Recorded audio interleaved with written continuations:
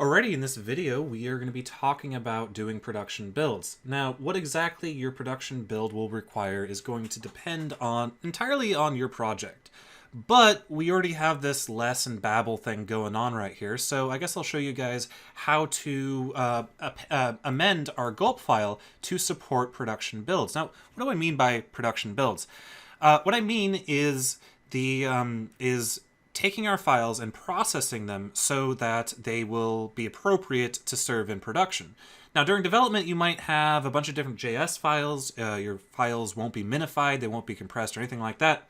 Production build, you'll generally take all your JavaScript, put it into a single JavaScript file, or maybe a handful of bundles, and then make sure that you uglify them or minify them. And the problem with minification, even with source maps, is it generally takes a long time, so it's not very appropriate for use in development. But for production, yeah, what's a 10-second build if you're just going to push it up to be served off a web server? So I'll talk about two different strategies we can use to do production builds. So the first strategy is we might want to keep our builds the exact way that they are, but just add conditional elements. So say if we're doing a production build, do X. If we're not, do Y. And we can do that with the help of, you guessed it, another Gulp plugin. And that is Goldbiff. So let's go ahead and install that. I'm going to say npm install Goldbiff save dev. And I'm also, I'm going to be using Goldbiff on our, let's say on our dev styles here. So we need a way to minify our styles. Now to minify our styles, I'm going to use gulp minify CSS. So that's simply npm install gulp minify CSS save dev. So this is another package. You can look it up on npm. Very straightforward. It, well, it does what it says. It minifies CSS.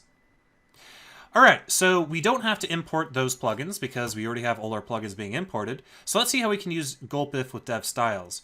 What I'm going to do is all the way here at the bottom, I'm going to go ahead and I'm going to delete clean and publish, by the way. Delete that and remove that from this. And we don't even need the Gulp series anymore, so I'll just dump it out like that. So we're now just executing dev styles and dev scripts for our default. Okay, so what I'm going to do here is I'm going to change dev styles a little bit. It's not going to return a gulp stream.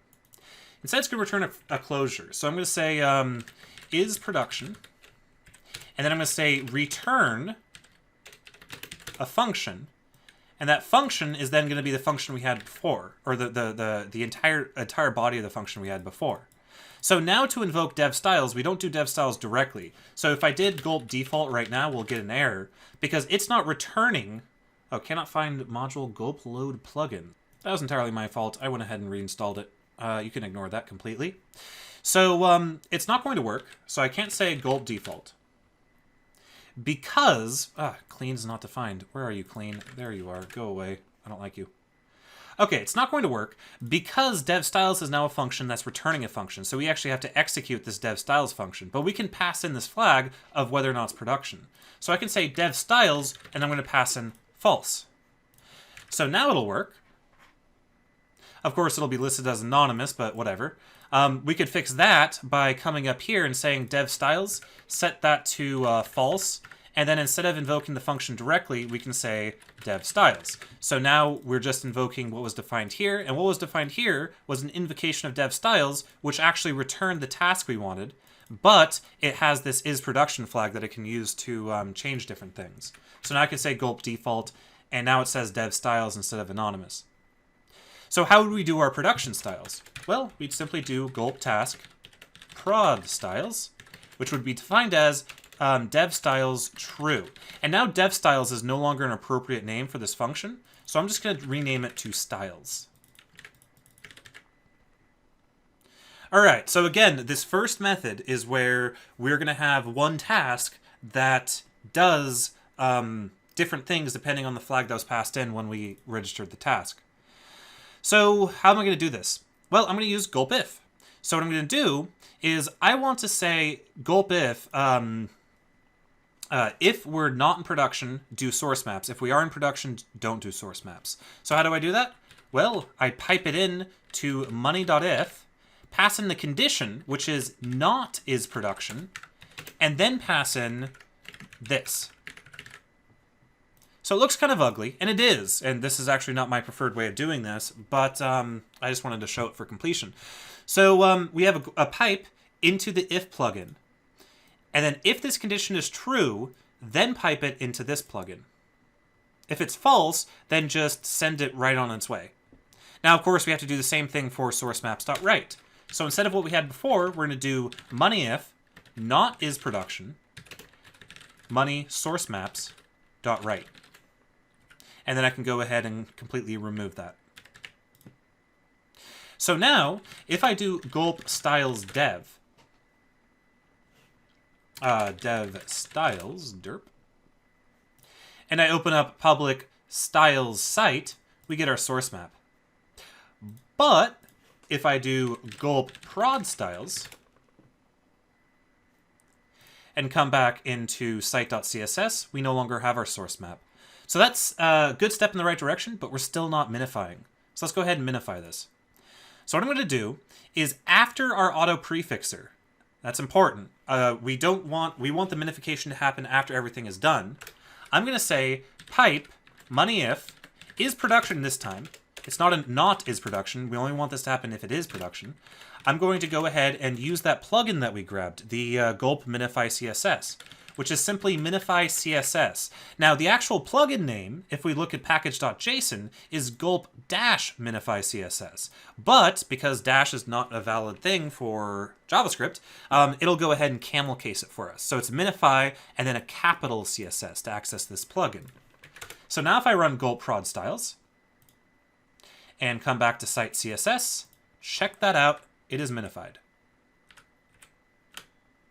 Again, refer to the documentation if you're more interested, or if you're interested about any of those other options in Minify CSS. And yes, minification can take a while, so don't do this in development. That is a bad idea.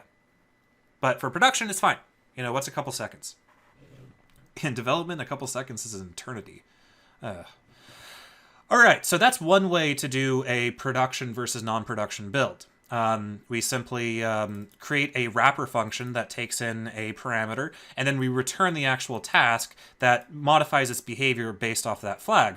We could have done any sort of modification here. In this case, I chose to do the if is production. We could have just done two streams, one for production, one not for production, which is kind of where I'm going. I don't really like this because I find that...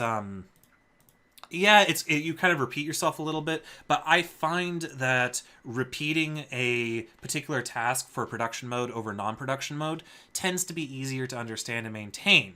Now, you could argue that it's less easy to maintain because now you have two pipelines, but I find it easier to maintain because now I explicitly add my plugins to particular environments, and I can change whatever I want. Now, if you have like something like this configuration to auto prefixer, then you could just extract this into a variable and reference that configuration value both in the production and the development builds. But let's take a look at how this will play out. So with dev scripts, I'm going to leave dev scripts. And then in addition, I'm going to say function prod scripts, which will simply be return gulp src source scripts.js, which you can abstract this. We'll take a look at extracting that in a second here. And then we're going to do pipe straight into money babel, and then pipe into gulp dest public scripts. So now it's basically the exact same, but without the source maps. And now we can register it up here at the top by simply saying gulp task prod scripts. Now might be a good time to create a production build. So what I'm going to do is I'm going to say gulp task prod. And gulp task prod is simply going to be gulp parallel. And it's going to take in dev scripts, or sorry, prod scripts and prod styles. I could have passed the prod scripts function there if I wanted to. So now we have a production task. So now I can say gulp prod, and it'll go out and actually error because because I didn't actually give this a thingy. Well, that was my bad. Anyway, gulp prod now works, and that's awesome. But yeah, so far our scripts aren't really being that processed in production. So let's take a look at a couple more Gulp plugins that we'll want to use. So scrolling back down, I want to do two things here. First of all, I want to concatenate all of the script files into one file called something like, I don't know, app.js. And then I want to minify it. And to do that, we need two plugins. The first plugin I'm going to grab is called Uglify.js. And the second one I'm going to need is going to be Gulp Concat. So let's go ahead and do that. I'm going to npm install. I'm going to install the Gulp plugin wrapper over Uglify.js. So that's simply gulp-uglify. And then I'm also going to install gulp-concat, short for concatenate. And then I'm going to save dev. So these two tools will be used, these two plugins will be used for our processing of production JavaScript. And now I can come over here, and after I do Babel, I'm going to say, remember, I don't have to import these plugins anymore because I have plugin loader. I'll do money.concat, and I'll concat it to app.js. Then I'll do pipe money.uglify. And that's it. So let's go ahead and say gulp prod.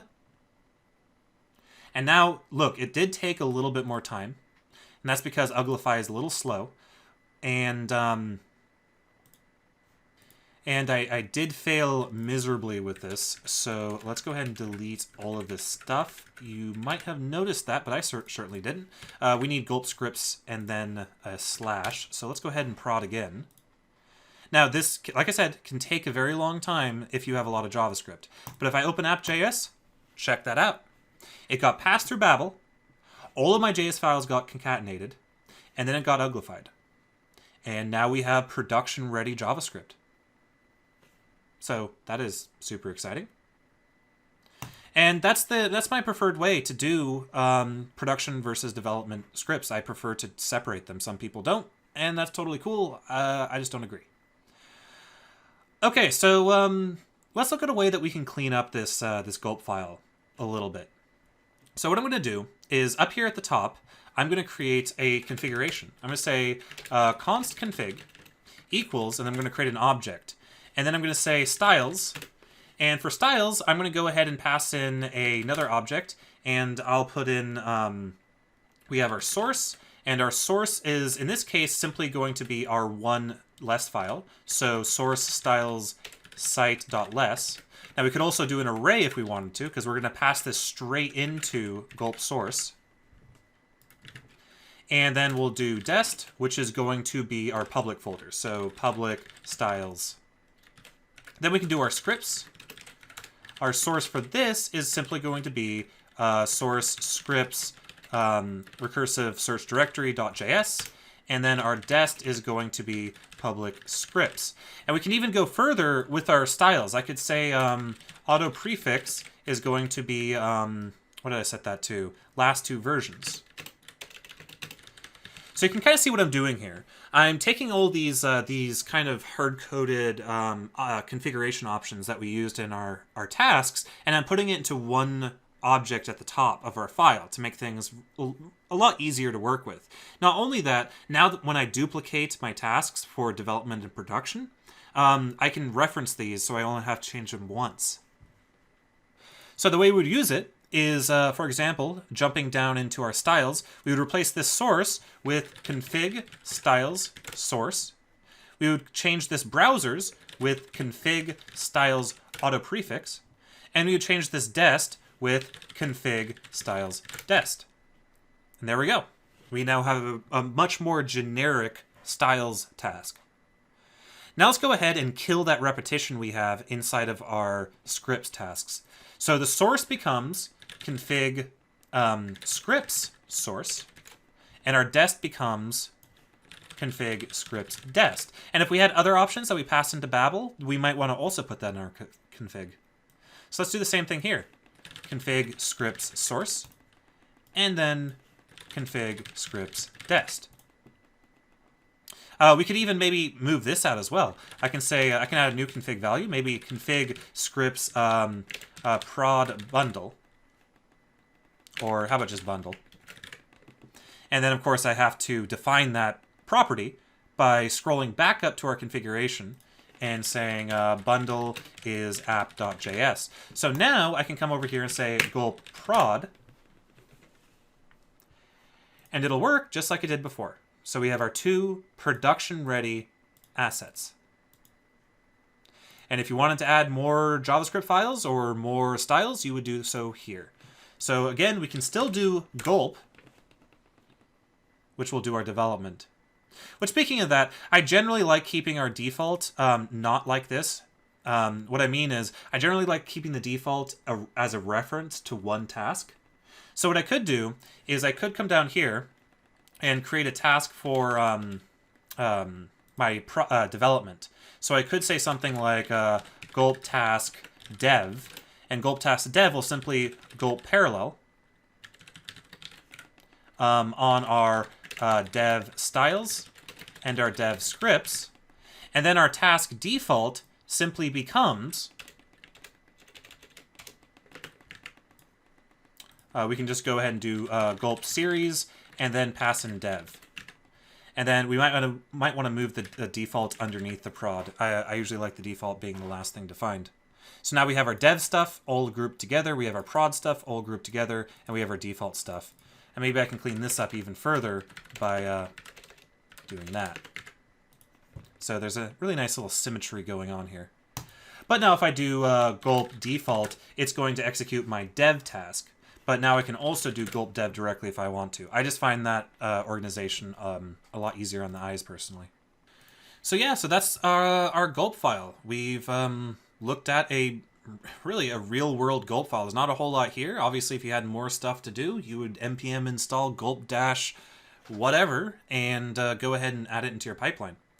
So I think that wraps up the most common gulp things that I wanted to talk about. In the next video, I want to talk about a very powerful feature called watch. And that's really the last big gulp thing that I wanted to discuss. So we'll see you guys then.